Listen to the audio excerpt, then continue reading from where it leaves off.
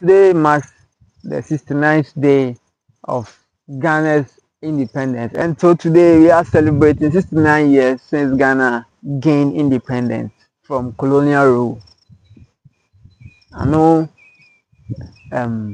most people will talk about the various sectors within the country, but for us who love the work of the soil, we most definitely will talk about agriculture, farming in the country. For 69 years, and Ghana, we cannot talk about a lot of largest agriculture industries within the country. It's really bad.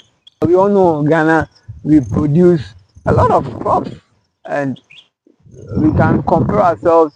I mean, so there are some particular crops that Ghana is ranked, above a lot of countries, but still we cannot talk about Ghana having many largest agricultural industries within the nation or within the country, and it's not helping. After 69 years, we should be talking about how much of agricultural produce that are being exported every year. You see how much or how many of agricultural processing sectors that are in the country. We can also talk about a number of biggest industries within the country that is helping our agricultural economy, our agricultural sector progress. But 69 years down the line, we cannot talk of such. You see, the question should not be what we have, but why hasn't Ghana built largest agricultural industries within the nation? Let me tell you why. You see, there are a lot of, key points that come in mind whenever we talk about why agriculture sector or why Ghana hasn't been able to build largest agricultural industries in the country. One, politicization of every agriculture policy. Everything that is geared towards agriculture is being politicized. We lack irrigation development systems that can help, sustain agriculture, that can help farmers farm out of the rain-fed agriculture. We also have weak agro-processing system, and all these things are not helping the country. You see, the last point I want to mention is we lack long-term agriculture policies or long-term agriculture projects. You see, every project that comes within the country should at least be a long-term. All of them are short-term.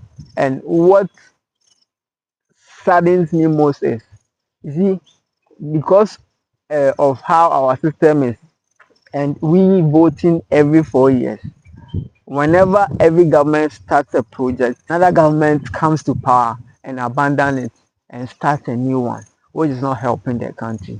So as we celebrate 69 years of independence, it's enough.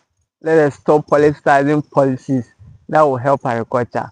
Let us focus on building long-term policies, building biggest infrastructure within the agriculture sector. That's going to help, the economy progress.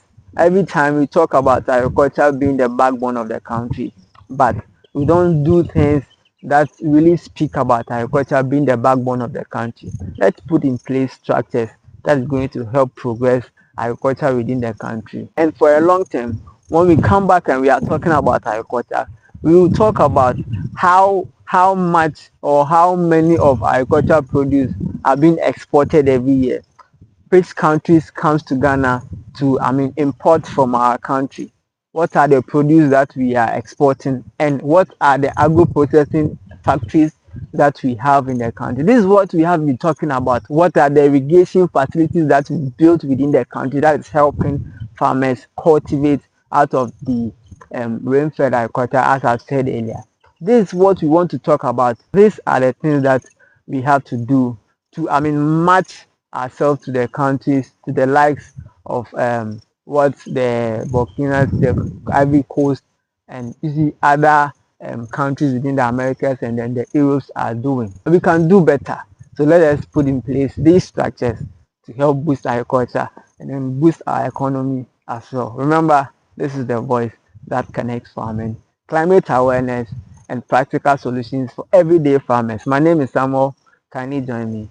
Let us plant today and harvest tomorrow. This is Farm with Samuel.